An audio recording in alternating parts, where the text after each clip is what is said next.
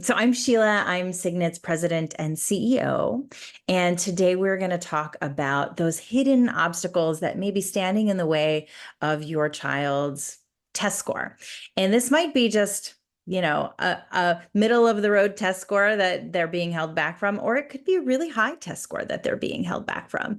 And what I found in my 15 plus years of doing this is that both those groups of students, the ones that are just trying to get a decent score and the ones that are really aiming for the top scores, the 99th percentile, they tend to be struggling with the same sort of performance obstacles. And you don't hear a lot of people in the test prep world talking about performance. You hear them talking about building familiarity with the test or learning the content. And I kind of want to separate out all the pieces of, a lot of moving parts to doing well on a test. I want to separate all those pieces, help you have some language to talk about what's actually happening for your child. And then help you see some solutions to getting them to where they want to go. We will do a little bit of discussion of, what is the SAT? What is the ACT? How do you decide what you need to do? But really, today's talk is going to be focused more on how do you move the needle on that score? Okay. So as I mentioned, here we are talking about hacking the hidden obstacles to your student's best SAT or ACT score.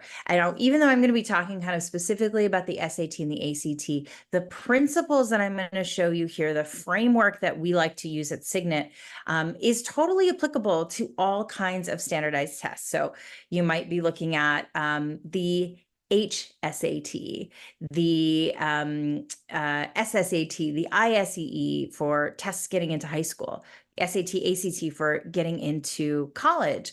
Some of this will even apply to AP exams and things like that. GRE, GMAT, MCAT, LSAT, all of it. It all comes down to these sort of performance obstacles that I want to draw your attention to today. So even if your kid's not ready for the SAT, ACT yet, or if they've already done it and they're looking at another test, this hopefully will be really helpful for you today. And I want to call out, I don't believe anybody is bad at test taking. So you will see me use some air quotes whenever I say that, when somebody is bad at test taking or even good at test taking. I do not believe, and research has shown, people are not born with certain abilities on tests or, some innate intelligence level that they can get to. It's really about our experience, the skills we're able to build, the practice that we're able to put in, what we're exposed to. And I do believe everybody can get better at these tests. It is a separate question whether these tests should be required, whether what they measure is actually something we as a society care about, whether your particular student should test, right? So we'll get to some of those questions, but the fact remains these are standardized tests. You can get more familiar with them. You can build the skills to do well on them. And it is a personal decision whether it's worth the time and effort for you to actually improve the score. That's a separate question. Okay, I got my conditions out of the way. I want to start by telling you I got a perfect score on my SATs back in 1996. This was 4 versions of the SAT ago. It was a big deal to me back then. It was a huge deal to my parents. I think it really helped in my college process.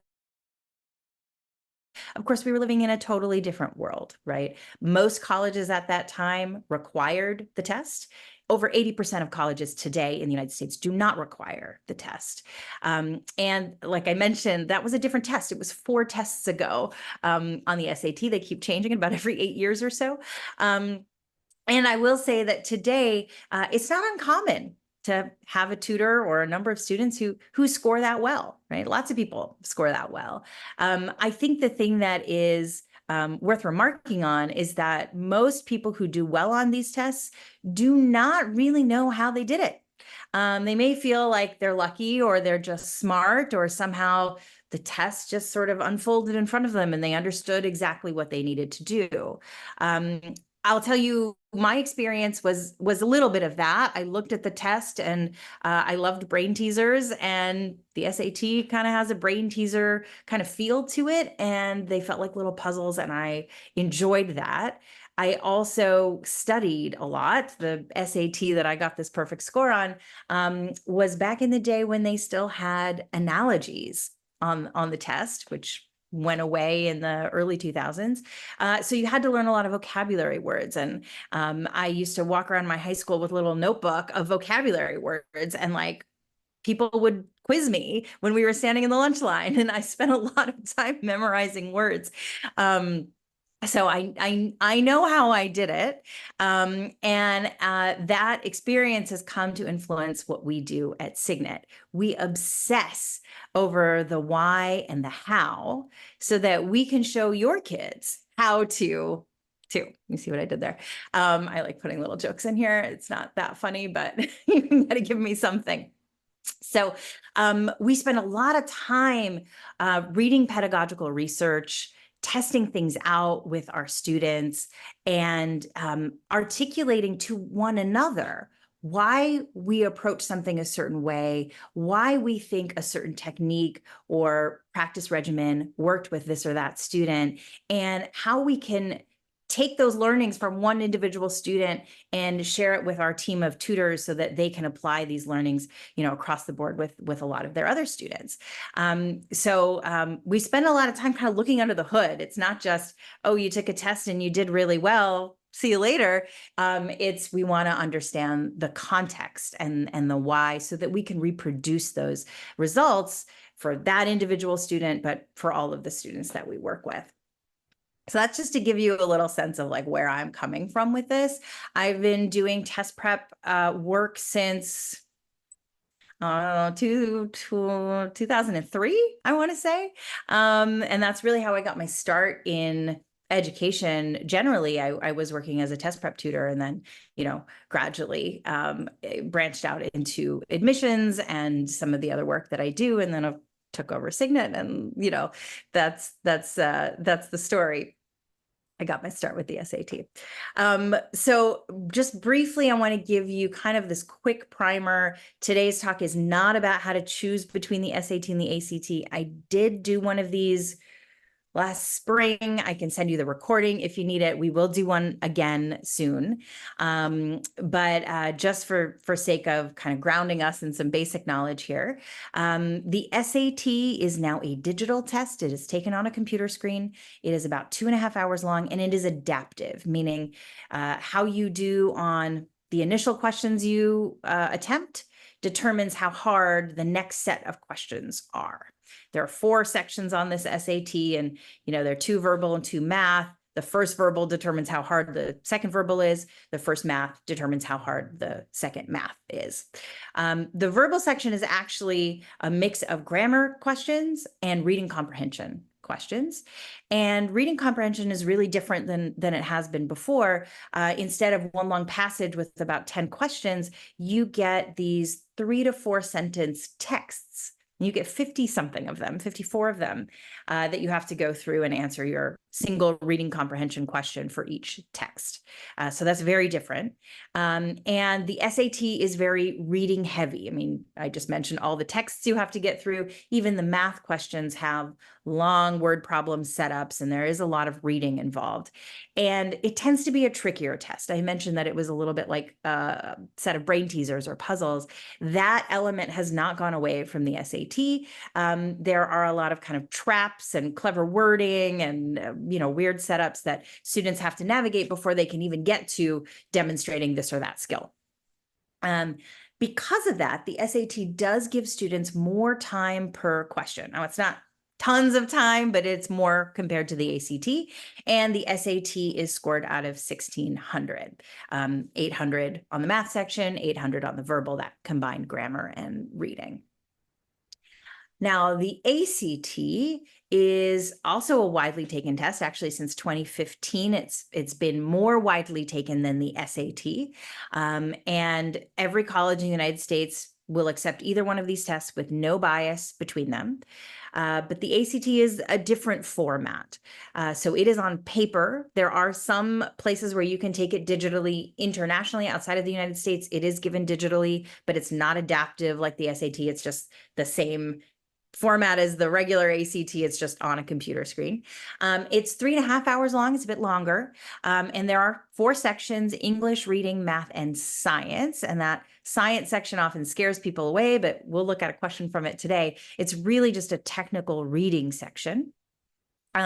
They've just announced that in spring of 2025, and spring is pretty vague. We don't know if that means March 21st or, sometime later in May. But in spring of 2025, they are going to introduce the option more widely to take it digitally and to skip the science section, which cuts the timing of the test down quite a bit.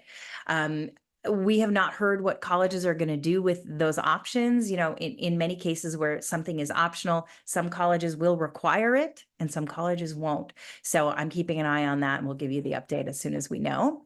The questions are less tricky. They're far more straightforward. They look more like the questions your student will have seen in their math classes, in their, English classes. So in that way, maybe it's a little bit more accessible, but there's less time per question. So students do have to move pretty quickly through the material. And of course, that means lots of things can go wrong when you're moving fast, right? So that's where a lot of the difficulty comes from on the ACT. And the ACT is scored out of 36. Each one of those 4 sections gets a score out of 36, and then they just average them to give you your composite score. And for a frame of reference, if we're talking about the most selective colleges in the United States, they are typically looking for 1,500 or above on the SAT or 34 or above on the ACT, just so you have that context. Okay, I'm sure there are lots of questions about this. We can come back to it, but it's sort of irrelevant what the details of the test are, because as I was saying, what we want to talk about today is the performance on the test. And it's important to really establish that these tests are not measuring what students know. They are not traditional achievement tests in that, they're testing like a unit test in their history class. Did you learn the facts that you were supposed to learn in this section of the class? These tests measure what you can do within certain constraints. So this is really a skills-based test. And skill is related to knowledge, yes. It's how you apply knowledge. But it's very different from knowledge. You just can't, memorize a bunch of math equations and feel like you're going to do well on the SAT or the ACT.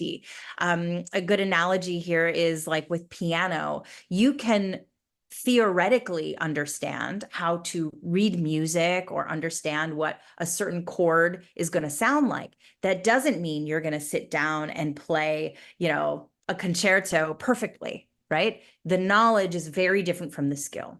And the same thing applies to any of these standardized tests. I actually think the ability to perform the skill matters more than your content knowledge. And we'll talk about why as we go forward here. This is one of the things that I have to spend a lot of time actually explaining to parents more than to students. Students kind of get this when I give them the piano analogy, they get it. But I think as a society, we've been really led to believe that these tests are a measure of a student's aptitude or potential or even IQ. And that's why colleges care about them. It's not. It's just not at all. And there's a lot of research and literature on this and why colleges do what they do with it. We won't get into all of that right now. What I want to do is get into a question.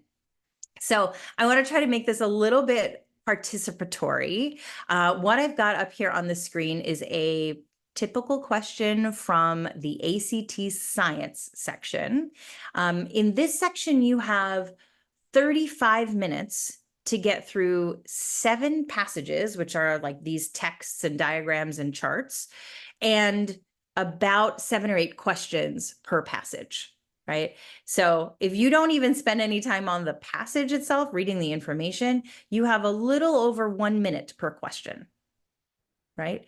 That should get you feeling a little bit on the edge of your seat a little here. Like the time pressure is real. In addition to that, The science section is the fourth section of the ACT. So you've already done about 3 hours of testing before you get here, starting at like 8:30 in the morning. So you're probably pretty tired and getting hungry when you're in this section, to make matters worse. Right. So before I talk about how do we solve this and why am I showing you this, I would love if you could put in the chat how you feel about this question. Are you scared? Are you overwhelmed? Are you the kind of person who goes straight to the diagrams and the charts? Are you really trying to understand the science here? I'd love to hear from you in the chat, and I'm going to wait because I do want some participation here. So somebody put us out of our misery and put some stuff in the chat here. Grateful that you don't have to take it. That's a great answer, Kathy. How about this? If you're feeling overwhelmed by the information here, put a 1. Oh, Kubin, your brain shut down. Joy says, oh, yeah, Esteban, it's a 1 for you, overwhelmed. Yeah, Regina as well. Okay, if you feel like you're not sure what to look at first, put a 2. Anybody? Okay, a couple people. Yeah, great. If you are like Kubin said, shutting down, like this is just too much and I can't. Give me a 3.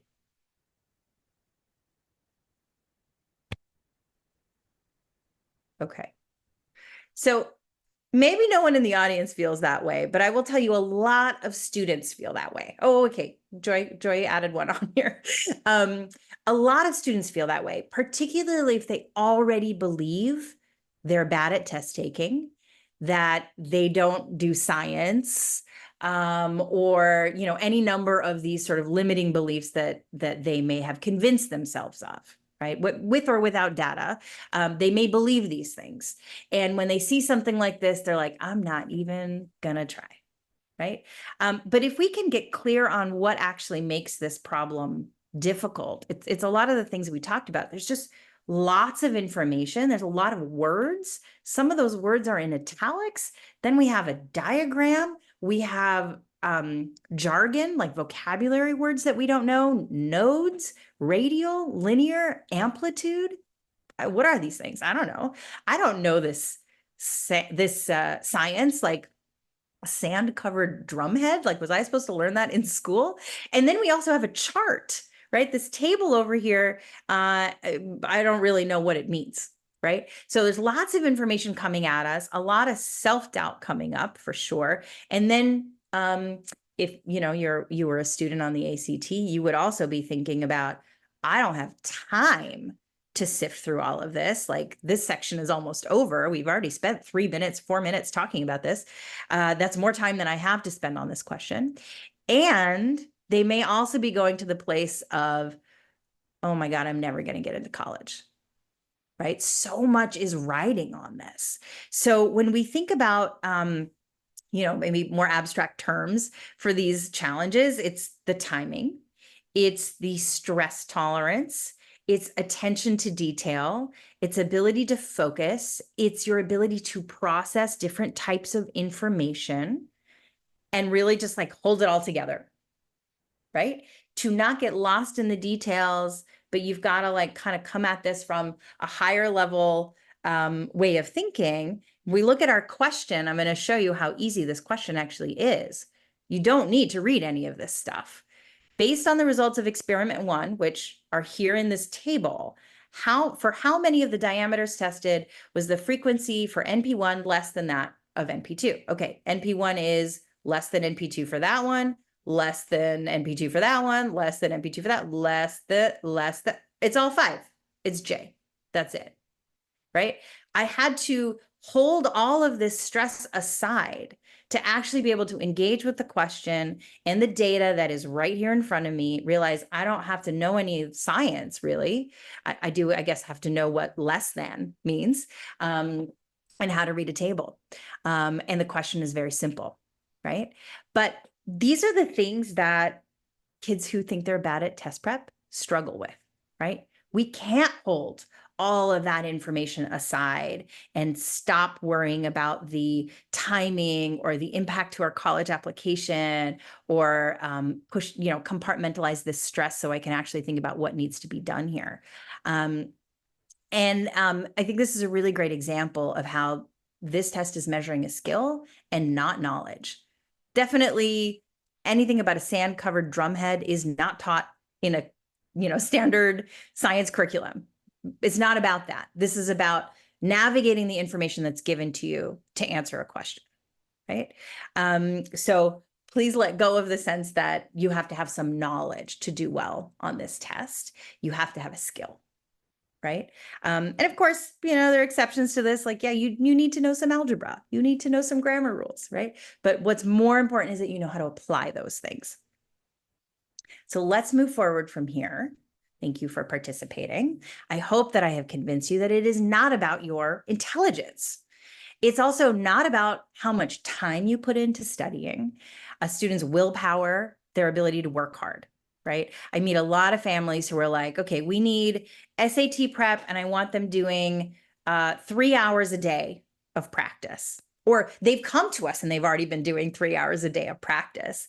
And I get really worried in those situations, because to actually move the needle on your test score, you have to deliberately practice the right things the right way at the right times and for the right length of time for whatever your specific goal is. And I'm using really black and white language. There's a right way and there's a wrong way, but that right way is going to be different for every student depending on what their goal is.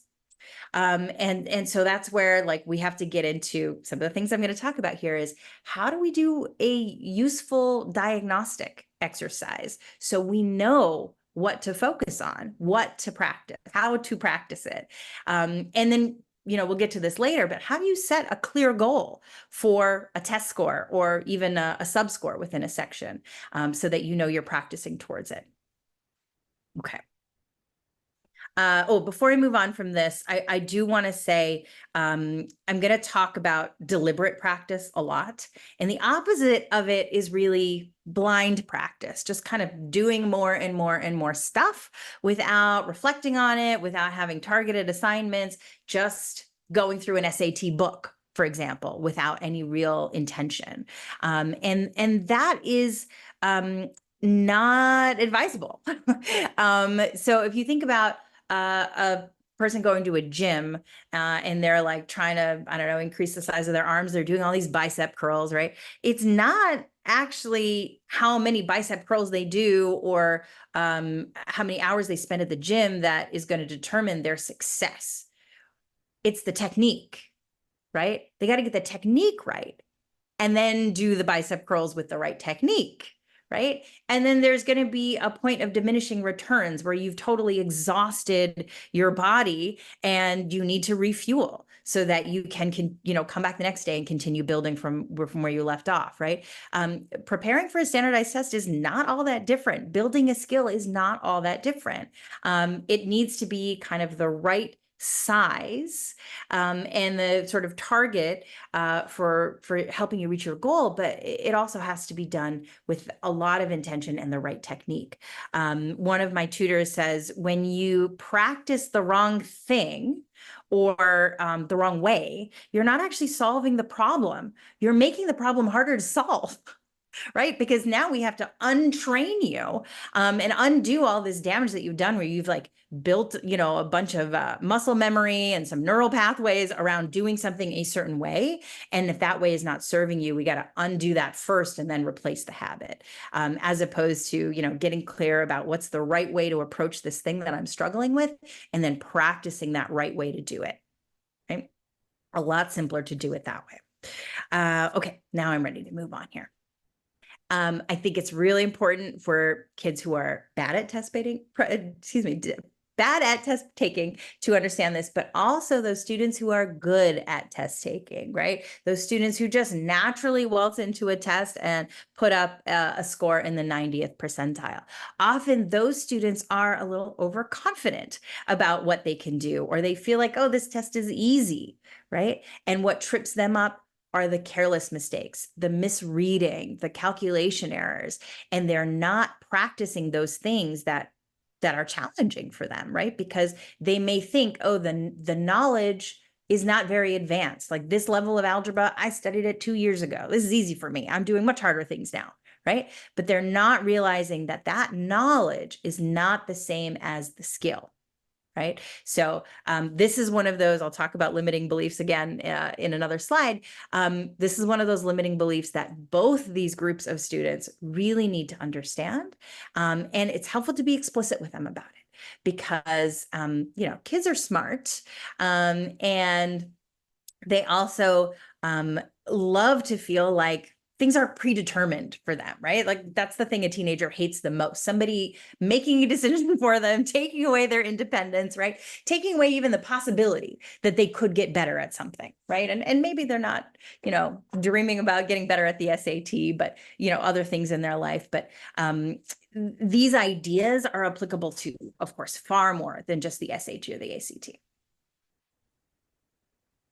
Sandy, you have a question on what's the best method of assessment to understand if you need to focus on biceps or triceps. I do not have great muscles in my arms, so I'm not the person to answer that question, but I get what you're saying, and we will get to that in a few slides. First, I want to show you this little diagram here to show you kind of what we need to do and why focusing on this particular way of building performance skill is so impactful and so valuable, right? So go with me here. I'm going to give you a little example. We got a baseball game. We got a pitcher. We have a batter. The pitch is about to be thrown. Here is the path of the ball. It's a little weird, but okay. That's kind of crazy and it feels a little challenging to hit, right? But if you are a really practiced baseball player, somebody who has studied pitchers and the different kinds of pitches and knows how to, position yourself to hit them well. Can you tell I'm not a baseball player? You're going to know right when the ball leaves the pitcher's hands what that ball is going to do. Right? Based on how the pitcher's weight is shifting, their grip, the spin on the ball, you know it way up there before it makes its curly loop and gets to you, right? And when you have that advanced knowledge, right, you have more time to prepare yourself. You know how to react, right? And you can sort of train yourself to say, oh, if I see this, I know I'm going to stand this way, or I'm going to move, in this other direction, or I'm going to crouch a little lower, whatever it is. You have the time to react with intention, with some calm. You feel confident. I know what's going to happen. I know what I'm going to do, right? The rest of us who don't play baseball that much, haven't studied a lot of pitchers, we don't know until the ball's already done it, right? It's over here right in front of us. And now I'm like, oh crap. Okay. I don't know how to hit it. And probably I swing and I miss. Maybe I get hit by the ball. Who knows? Right. I'm really frustrated because maybe if I had had a few more seconds of reaction time, I could have hit that thing. But I didn't have it. Right. And what we need to do in this situation and on the test is build that automaticity, right? That feeling that it's just going to happen automatically because I can read what's happening and I instinctively, because I've trained, I know exactly how to react, right? And the thing that allows us to do that are good mental models. And this is really widely researched. What I just gave you, that little baseball scenario, is a mental model of what a mental model is, right? A mental model allows you to read a situation quickly and tap into how to respond to it quickly. It sidesteps all of these limitations of your short-term memory, right? And allows you to rise above those low-level details we could have gotten lost in and think about things from a high level. Think about, a process that is efficient. It reduces mental strain. There's less kind of decision fatigue and active observation that needs to happen in the moment.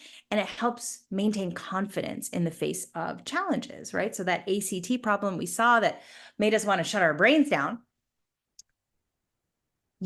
I've seen thousands of questions like that now.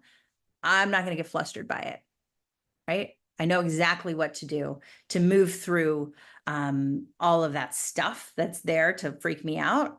The noise is gone, and I can focus on exactly what I need to do, right? Get to the answer to my question without stressing myself out or building up my anxiety. So we need to build mental models. And the question is, how do we do that? We will get to that. But I want to talk a little bit about the phases of test prep so that we can get there, right? And, here I've got my performance prep taking up 50% of my pie chart, my, let's say, test prep pie chart. We've got to start with some content, right? If they don't know any math or any grammar, they don't know how to read, they probably shouldn't be taking this test anyway, but you get what I'm saying. Like, you need some basic understanding and skill to be able to start moving through these questions.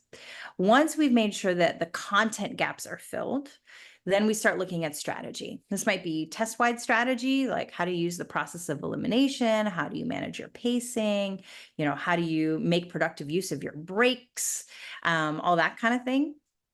It also might be more section strategy, right? Like, I have a very specific strategy for how you move through that science section on the ACT, or what you do in the reading section of the SAT when you have those individual texts. They even may be question level strategies, right? Like, when you see this kind of question, it's testing a comma, and here's your strategy for approaching it. When you see a question that has a graph and it's asking you to extend the line, this is how you do it, right? But performance comes kind of all at the same time as those things, but it becomes the focus of the later stages of test prep. Once we've learned the content and the strategy, we start to think about all of the aspects that they need to be prepared for on test day, right? How do you manage all these different streams of information? Maybe stimuli in the room, right? We always know that the proctors are doing something that's just wrong. And there are other students who maybe have a stiffly nose or are tapping their feet in a really distracting way, or it's cold in the room. How do you prepare for all of those things? How do you prepare your brain for that kind of endurance? How do you fuel your body? How do you wake yourself back up when you're starting to drift off? How do you deal with test anxiety? All of these things have to do with the performance prep. And so we spend a lot of time here, and a lot of students are kind of confused. Like, why do you care what I ate for breakfast? But I tell them, like, it all, it all plays a role in how well you can show up in the testing room and how well you're able to demonstrate your knowledge by applying it in these ways. So it's really important that we think about all those variables and control all the things we can control so that you can perform at your best. And all of these aspects of performance prep, all of these phases of test prep are really carefully based. I have a typo in my slide, sorry. Based on ongoing analysis and diagnosis of where the challenges are, and reflecting on performance. And this is how we know which mental models to develop, right? Which question level strategies do I really need to make sure the student know, and which ones they've kind of got already, they got their own mental model for it, or here's some questions that maybe don't show up enough on the test to worry about building a new mental model for this thing. I would rather they focus their attention and energy on getting these kinds of questions right. Right. And I'm going to show you how we keep track of this and how we analyze this in a minute. And if I could take a little aside here, when you work with, a typical test prep company, they're going to do the content and the strategy. They may do a little bit of performance. Usually it's not very much, but most of their focus is going to be on content and strategy, which is great. Right. But we know that performing on test day is really, really crucial. So at Signet, what you really get is, the content, the strategy, the performance that we've already talked about. But because we do all of these other things, you get a lot of other value, right? Because we do executive function coaching, we're actually really good at helping students build their executive function skills to be able to perform on these tests. That's a lot of what we're talking about here is focus and stress tolerance tolerance and, attention to detail. All of those things kind of fall under the umbrella of executive function. So we have broad expertise in executive function coaching, and we're able to apply it in test prep. We also do a ton of admissions consulting, college admissions consulting. I have a team of former admissions officers. And so that means everything that we're doing in testing is sort of guided by an admissions strategy. Right. I know, if we know what kind of colleges you want to look at, I know what kind of score we're going to need to get. I know if it's going to be more important that you get a really strong math and science score, or if they're only going to look at the composite score, because we know the schools, so that we can help you strategize, right? This school super scores, but that school doesn't. So don't take this test again, do this thing instead, right? Whatever it might be, instead of you having to either coordinate between, your test prep tutor and maybe the college counselor at your high school, or if you have an independent consultant, you have to be the conduit of that information, or maybe just kind of making the judgments. Everything at Signet is very coordinated in that way. Even if you're not working with us on admissions, we are going to give you our recommendations based on your admissions goal. This is what we think you should do on the SAT or the ACT, whichever test happens to fit better for your child. And then, of course, all of it is done in the spirit of mentorship, right? Everything we do is one-on-one. We're pairing your student with somebody that they can look up to, that you feel it could be a great role model for them, that they're going to feel comfortable with sharing those challenges and they feel really inspired by, and that really keeps the motivation up. So in that way, you get so much more than just transactional test prep, which you're going to get anywhere else. I wanted to take that aside to show you where all this comes from for us, right? Why are we thinking about all of these things? It's because, we have these sort of deep levels of expertise, and we can see how they all kind of intersect. Okay, now we get to the how. And there's sort of a 5-step process here, and it is cyclical. It repeats. The first thing we need to do is address our limiting beliefs, right? So talking to kids who think they're bad at test prep or bad at testing, even the ones who think they're good at testing, that could limit them in a lot of ways. The people who think they can't possibly improve, or this test is meant to be too hard for somebody like them. They're not smart enough for it, or what have you. The idea that practice doesn't actually help. And unfortunately, there's a lot of homework that's assigned in schools that really is just busy work. It's not very intentional. And so students start to believe, well, this homework stuff doesn't really matter. It doesn't help me learn anything. And so really talking to them explicitly about a mental model and why that can help them, giving them those examples that they can really wrap their heads around, so that they can feel kind of a little more optimistic of, okay, we can do this. And I've got a tutor here who believes in me, who has a method that I feel like I trust, and I'm willing to go there with them, right? Then we want to measure and analyze performance as we go along. And I'm going to show you the spreadsheet that I use with all of my students, most of my tutors use, in order to do that. But that feedback is so important. It's not just, oh, I got a 1320 on that test and we move on. We really want to go question by question. Why did you get it wrong? What happened here? What was happening before you did this practice section? What'd you eat? How'd you sleep? Did you get in a fight with your mom, or whatever it is? Like, what was going on in your mind, to really understand, like, again, what can we control? And we analyze the performance. And then through that, we identify specific challenges. And this will become more clear when I show you the next slide. As we identify what those challenges are, what those patterns are, the common pitfalls that each student kind of comes up against, we're able to say, okay, here's a solution I want you to try that's going to help you manage your timing. Or here's a solution I want you to try when it comes to these kinds of math questions that have a diagram in them, or the reading questions that are more fiction, right? That fiction passage, this is what you're going to do here. But we have to identify the places for intervention first, get to the root cause of whatever that challenge is. Where does things break down in their process? And then give a solution that they can practice. And I'm going to bring up deliberate practice again. I haven't actually, I think my next slide is 3 slides from now is about deliberate practice. So I'll save some of the talk for that. But we really want them practicing the things that are hard for them, because that's how you get better at that. Can't just practice the things you're good at. You do need to practice them, right? Keep those skills sharp, but we really need to practice the things that are hard for them. And we have to scaffold it in a way that it's not overwhelming, right? That they feel some success. They can gradually get better and better and do the hard thing. But that's not going to happen overnight. So we've got to build up towards it.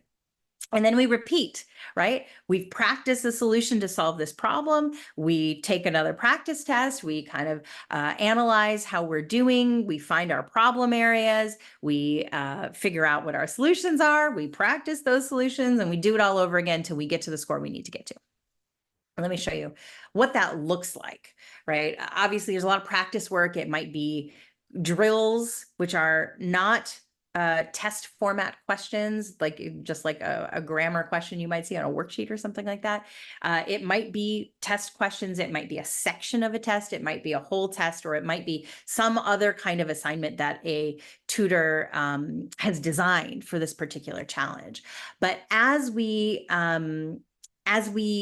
do this practice, I have my students keep an error log. I build this template for them. It's, pretty complicated here. There are formulas or anything like that, but there are a lot of things here, and they mean a lot more to me probably than you. But I want to know when they did it, what was the test they did, the section, the question number, what was the topic of the question. And I don't care if they use my language for the topic or the question type. What I want them to do is start building a mental model for this is what a genetics question looks like, or a comma question looks like, or a pie chart problem looks like. I want them to develop their own language and understanding of those categories, because that's going to help them with their mental models. Then I have all this stuff in red is insufficient knowledge. This is content stuff. If they've gotten something wrong because they only remember the basics, not enough, they put an X here, and then we know, oh, this is a topic you need to review, and I can provide materials for that, or I can teach them that in the session, whatever it is. But it's helpful to know, like, what kind of content problem is it? There's several types, right? Then I just scrolled over on this. I have a whole bunch of sections that are more on performance, because like I said, performance is really important. A lot of times students are misreading the answer choices or the source material. I like to break that up. They didn't notice something. They did not choose the answer to the question that was asked, which when people see that, they're like, wait, what? Why would that ever happen? But you'd be surprised. They lack strategy. They experienced a mental block. They, something else happened. They froze. And this helps us get a sense over time of what those patterns are. And I have students fill this in. They have to analyze their own performance. Of course, I have to teach them how to do that. But once they can start to analyze their own performance, half the job is done. They see, oh, I'm misreading a lot of answers. I need a solution for not misreading the answers. They may have an idea of how they can do that, and their attention is going to be drawn to this, but they will come into a session with me. And of course, I've reviewed this before the session, and we are on the same page. We need to tackle how to not misread answers. Here are things that have worked for other students. Here's the thing that I want you to try. Here's how we're going to test it out. We're going to test it out for this long on this kind of material. We're going to look for this kind of performance, right? So we can get really, really specific and targeted in how we solve their problems. And what I think is really valuable here is that students also gain a lot of confidence in understanding what's going wrong. They don't feel like they're just banging their head against the wall, not knowing why didn't I get that right? I felt like I got it right, but like, what happened, right? They start to be able to see the steps in their mental processes and understand where they need to tweak things too. So this really helps in building their own understanding. And yeah, absolutely, it could mean a lot of metacognition, which is a really valuable skill for young adults, our teenagers who are about to be young adults, to start building, right? Self-monitoring is a big executive function skill. Okay, I got like 3 more slides and then I'm going to go back to some questions. I know we have a couple in the chat already. So here's some more detail on deliberate practice. And the most recent work on this is a book called Peak by Anders Ericsson, which is really fantastic. It's full of very interesting stories. Maybe some curious students might want to read it. He spends a lot of time talking about how to memorize long strings of numbers on the fly, but he also does go into kind of the elements of deliberate practice that allow people to build that skill. And that's where this comes from. And it's what we've been doing at Signet for, 14 years, as long as I've been here. So it should have a very specific goal. And in many cases, it's just not make the same mistakes you made last time or get 1 point higher on that section that you're going to do. It could be not miss any triangle questions, right? It could be that specific. It should be fully focused and engaged. So students can't just kind of go through the motions and finish the homework. They need to be bringing all of their faculties to bear, using the methods that they've learned with their tutor, any processes, any strategies.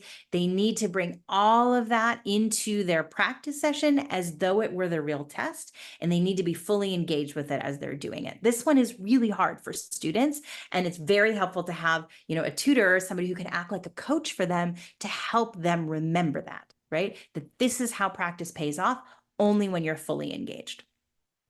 It's got to include that detailed analysis and feedback. So of course we want them to grade their work and then think about why they got things wrong and what are they going to do next.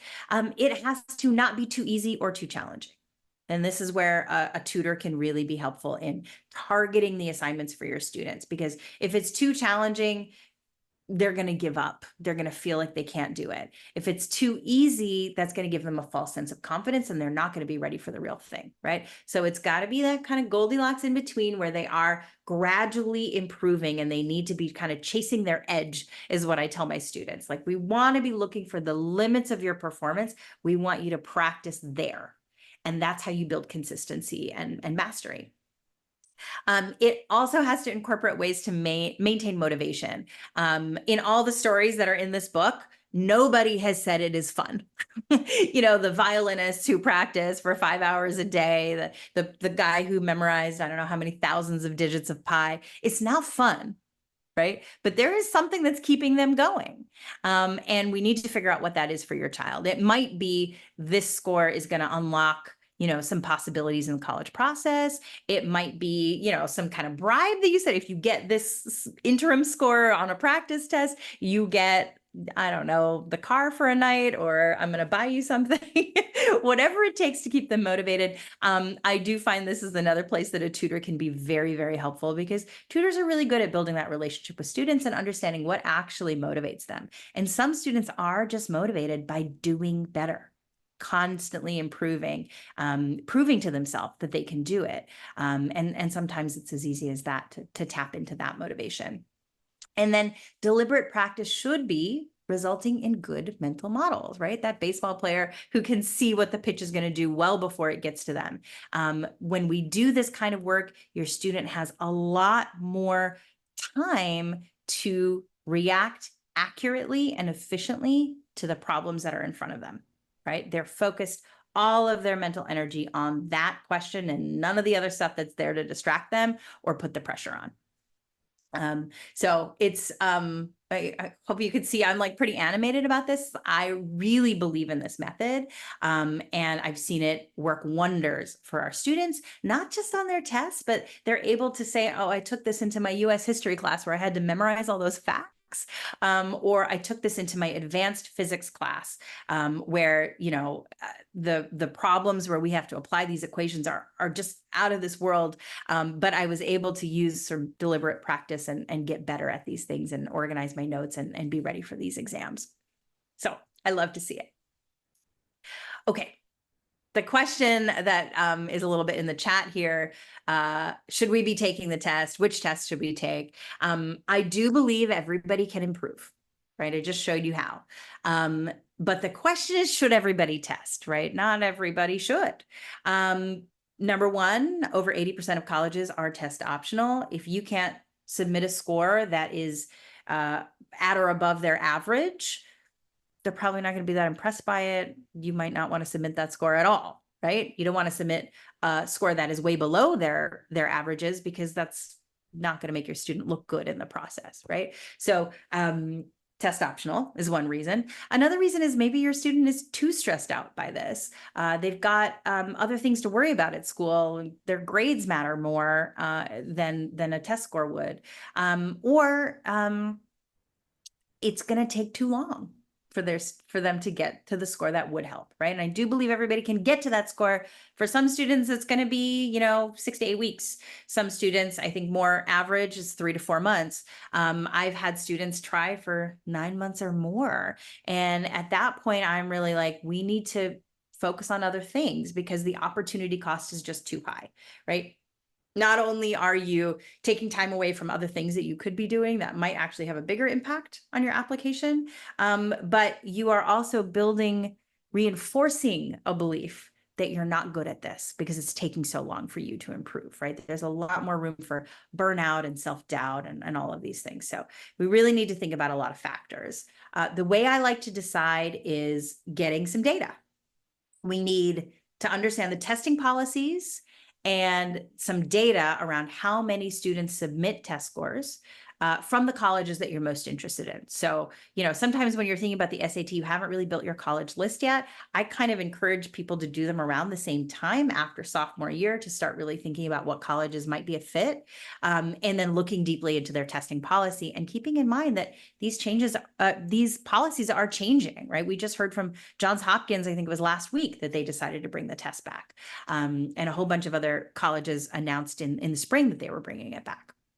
And then we need student data, right? We need to understand, where are they scoring to begin with? Where are their instincts taking them, right? If it's not taking you very far, I'm going to be honest with you and say, I don't think that this is going to be worth your time. But there are some students for whom these tests come a little bit more naturally, or they feel more prepared for them, and they're able to score at a decently high level, where the score that would help them in the admissions process is definitely within reach, within a reasonable amount of time. And then it probably makes sense for them to test, right? And your admission strategy has a lot to do with this.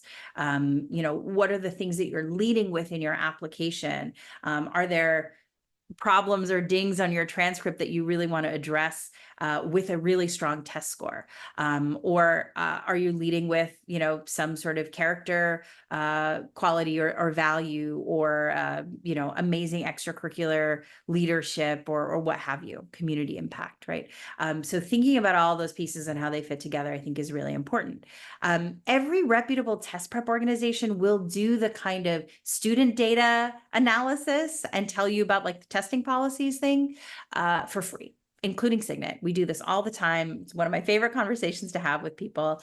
And importantly, they should not be giving you the hard sell. There are lots of places that say you have to sign up for 40 hours of test prep, and, we can't tell you with any sort of reasonable sense that your student is going to improve. Right. That's someone I would run away from. There are a lot of test prep agencies out there that are a little bit more like big box, and everybody goes through the same curriculum and everybody learns the same thing in the same way. That's not what we do at Signet, because we really believe it needs to be targeted to what a student needs to practice. So there are students who are scoring maybe a little bit lower and they need that kind of general overview. I often tell people, go take a course first and then come to me for one-on-one tutoring. We'll put the finer points on this and get those last points. I can promise you I'm not going to twist your arm to sell you test prep. I'm not interested in that. I want to get you the knowledge you need and the perspective you need to make the right decision for your child. So if you are interested in doing this kind of work, this diagnostic work with us, just send me an email and we'll get you and your students set up with some practice tests, and we'll set up a time to talk about the results and all the other pieces. Okay. The way to do this, I mean, you can send me an email, as I just said, but you could also sign up for a free consultation here, and we'll get you set up with those tests and get you answers to any of the questions you have. And we do tutoring and test prep and college admissions and executive function coaching. So there are a lot of things we could be talking about here, even if it's not test prep. And before we go to questions, I do want to share one more story with you of a student of mine who I worked with her older brother. So I was in touch with the family. City, I'll get to that in a second. I was in touch with the family, when the student was younger, and her school happened to give 10th graders a PSAT. Most schools only give those to 11th graders, but her school happened to give her one in 10th grade, and they sent me the score, and she was just devastated. She's a straight A student, very involved. Her brother got I think a 1550 on his SAT. So she was really upset about this initial score. Of course, I let her know, this is the initial score. You haven't done any practice. The first time you've ever seen this thing. Don't take it so hard. But as we kind of worked together, we saw some challenges that were holding her back. And so I recommended that her family get a neuropsych evaluation done, or an IEP evaluation done, to see if there were any learning challenges. And she in particular was convinced she had ADHD. Her parents were not. They thought maybe she was lazy, which is unfortunate. They did change their mind after the evaluation. They found a processing challenge, and that qualified her for extra time. But that didn't necessarily mean her score moved immediately just by having extra time, right? She needed to learn how to accommodate her processing challenge in the test. So we went through this process of analyzing where things were going wrong, what she found hard, where she felt a lack of confidence, where she was second guessing herself, and the content knowledge she needed to review. And through that process, I'm so pleased to tell you, the very first time she took the ACT, because we did the diagnostic process and I saw some relative strength on the ACT, she came out with a perfect score. She was one and done, and she was able to move on to all the other important things that she needed to do. In 11th grade, like all of her AP classes and all of her extracurriculars and stuff like that. But this is, of course, a dramatic turnaround story. But I put this out there to show you that, even students who are starting with a kind of mediocre score, who feel really disappointed about it, have the ability to turn this around if you can help them understand what the challenge is and give them really tailored interventions and ways to practice that intervention deliberately. They can turn it around. I've seen it happen. This is not the only student this has happened with. It's just the most recent one. Okay. So Sandy, you're asking what's in the consultation. In the consultation, we will spend some time just understanding kind of academic context, right? What school, what are the grades like? How does your student feel about school? Do you have to remind them to do homework? Are they pretty self-motivated? What kind of colleges are they maybe thinking about, if they're thinking about that? Have they done any practice tests yet?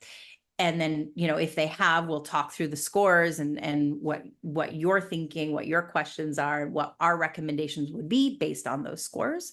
If they haven't done any practice tests yet, we'll set you up with free diagnostic tests. So the SAT is free on the SAT website, but we'll give you specific instructions about that. And the ACT will have you do it through our testing platform. And again, totally free. And when we get those results back, we'll sit down and go through with you, what are we seeing here? I'm not going to give you, a whole spreadsheet, but I do have a 7-page report that breaks down what your student got right, what they got wrong. We can see where it looks like they ran out of time or started to rush. We break down the question types by, what is this question asking about? How does the question appear? Like, what's the presentation of it? The easiest way to think about that is in the math section. Is it an equation? Is it a diagram? Is it a chart? We want to understand like patterns around those things. And then what is the underlying content of any of these questions, so that we can say, these are the areas your student needs to build strength in. And then we'll give you strategy recommendations and even, say things like, go do a test prep course and then come back to us. Or I think they need, 6 weeks of one-on-one tutoring, and this is exactly how we're going to do it. Right. Or in some cases we say, look, I think you went through the motions and you've got the data, but this data is telling us that testing is not going to be a strength in your student's profile. I think you should focus your attention elsewhere. And we can even talk about what that focus might look like based on what you share with us about their interests and their extracurriculars and things like that.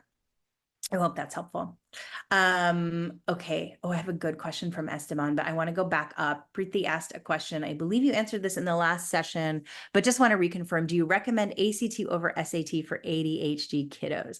That's a really hard one for me to answer. I would say anecdotally, if they can get extra time, the ACT tends to be the better test because it is so straightforward. Once you remove some of that time pressure, it really opens up the test. I do have some students with ADHD who strongly prefer the SAT because of that, the new way that they're testing reading comp, that it's not one long passage, that it's very much easier, they say, for them to pay attention to that one text per question, and then they can forget about it. They don't need to keep it in their mind. Whereas with a longer passage, you have to stay a bit more focused. So it really depends on the student. I don't think there's a blanket, this test is better for them or that test is. I really think you should get the data. And when should people start? I like to say, get the data this time of year, right? Between the end of sophomore year and the beginning of junior year, or right in the fall of junior year, get the data. That doesn't mean they have to start prepping or taking the test, but you should take the measurements in this time period, sort of this sort of 6-month time period, let's say back half of this year, and use that to make a plan. And regularly in my conversations with parents, when we're looking at diagnostic tests, we are thinking about, okay, the fall play is going to be these dates. Then I know we're making this big trip overseas. So in the winter, it's not going to be like consistent amount of time to prep. So maybe we do the April test. Right. So we're really thinking through what's happening in your life and your family to figure out when whatever amount of test prep I would recommend really fits in for the student. Even if you're not going to use me, you're not going to use my tutors. If you're going to go get a test prep course, I can tell you, what time of year I would do it leading up to the test that I would recommend for you. Right. And we can talk about what that impact would be on, early college admission and all of the other aspects of that. So I hope that answers your question. Okay. Esteban asks, I'm going to move forward from here. I'm going to keep that QR code up for you, but now we're talking about questions. We don't need to see test scores here. Esteban asks, can you explain about the metacognitive reflection? How often does it happen? Do they do it themselves with test prep results? Yeah, I would say in the first couple of sessions, we're doing it with them, especially after they've done that diagnostic test. If you start working with one of our tutors, we will go through that diagnostic test question by question with your student to say, what happened here? Did you guess? Did you freeze? Did you not know the thing? And we'll help them fill out that spreadsheet so that they learn how to do it on their own. Right. And sometimes it takes 2 or 3 weeks for them to really get the hang of that. But that is a practice that I want them to engage in deliberately. For typically students meet with our tutors an hour and a half a week, and they're doing an hour and a half to 2 hours of homework on their own a week as well, for usually 3 to 4 months. So they have a lot of work to go through. We'll give them the answer key and show them how to analyze that performance. And then we review that with them at the beginning of every session. So, we're all on the same page about what did this mean? You said it was a absolute value question. I'm looking at it and I think it's an inequality question. So let's get on the same page about what we're talking about here. So that helps them refine their ability to analyze their own performance. And it's happening all the time, depending on the student. I will either give them, a big chunk of homework and I'll say, do it on one day, because I want them practicing some element of endurance, or I'll give them a lot of homework and I'll say, do this piece on this day, then error log it, then do this next section, then error log it, then do this thing. I'm really explicit with those instructions because they learn so much from the process of reflecting on their practice, gives them a chance to change their approach a little bit the next time they do it. So it's really important that, it can be staggered out. So it happens often. It happens after every practice test they do as well. Kubin says, in a Zoom tutoring session, how do tutors see the careless or procedural errors to determine how a question may have gone awry? Do tutors have kids scan or share homework? Scan or share homework ahead of time, or do some practice problems together in real time? It's really a mix. We hope that students have some ability to self-monitor. And when they look at a question and they see that they got it wrong, but like right now they know, oh, wait, I know the right answer. Why did I put that? That falls in the careless error category. And then we'll look at the question and say, okay, how did you come up with this answer? And then usually they're able to say, oh, I saw that word and I thought it meant this other thing, or I misread this thing, or in some cases, yeah, we do have them show us, their scratch work on their paper test. We like them practicing on paper tests for the ACT. For the SAT, it's a little bit different. We'll hold it up to the camera and look at like, okay, you wrote that equation wrong. And sometimes they can see it themselves, right? And I think it's really important for students to be able to articulate what is happening in their brain, right? I never want a student to be like, oh, the answer is this. I want them to say, okay, the first thing I'm doing is writing this equation. The second thing I'm doing is balancing my equation and dividing by X and, whatever. They're walking through the steps, not just for my benefit as a tutor so that I know that they're doing the right thing, but for their own benefit of understanding what is the right process for this kind of question, right? What process actually works for me? And what step in that process do I feel stuck at? Or where do I get lost, right? That process of them articulating what's going on, what are the steps they're taking in their mind? What are they thinking about? Helps both them and us say, oh, we thought you were getting these problems wrong because you didn't know the math. But actually, what happens is you're sloppy with your scratch work. And that's where everything goes wrong. If you weren't sloppy with it, you would be fine. So my intervention is different, right? But it's really important that they start to build that ability. I hope that's helpful, Kubin. Sandy asks, what is your approach to optimize fit chemistry of the relationship with a tutor and a student? Glad you asked. This is something we've gotten really good at over our, 19 years in business now. That is also part of the consultation. If it becomes clear in that consultation that you would like to look at some tutor options, we're going to spend time talking about who are your students' favorite teachers? What's their personality like? Who do they respond to the best in your family? Or like a sports coach, or what do they like about them? A lot of times people will tell when I ask, what's your favorite teacher? They'll be like, oh, it's Miss Brown. And I'm like, I don't know Miss Brown. You're going to have to describe Miss Brown to me and try to help me understand why you like her. And then they're able to say, oh yeah, she really engages with me as a person. And she asks me personal questions. So I know she cares about how I'm doing, and she keeps it fun, and I can see how much she likes what she does, and then I can think about, okay, based on what you've told me about personalities that they respond to, what challenges your student is really facing, what we need to work on. I know my tutors really well, and I can say, this is the tutor I think is going to be the perfect fit for, your son. And we do, free Zoom calls with tutors if it's not clear from what we've said about the tutor that this would be a match. We also have a first session guarantee. So if you do a first session and it's like the wrong fit, it doesn't go well, whatever reason you're not happy, we're not going to bill you, and we'll try another tutor. Joy, thank you very much. I appreciate your compliments there. Sandy, asking what percentage of in-person or Zoom? I would say we're 99% Zoom based. And actually, I'm using Zoom as a stand-in for a number of different types of technologies that we might use. I personally like a platform that we use called Lesson Space, which allows me to put a PDF on the screen, and we can both be annotating. We can do our scratch work on the screen. And that is a stable link that student can always go back to. We can record it if we want to, if they want to like look over that explanation again, what have you. I do have some tutors that use Zoom instead, because there is a whiteboard feature on Zoom that you can use for that. But 99% of it is online. Even before the pandemic, we were about 45% online, because, though we started in the Boston area, we have clients all over the world and all over the country. And that has just expanded since COVID. And we're really comfortable with that online format.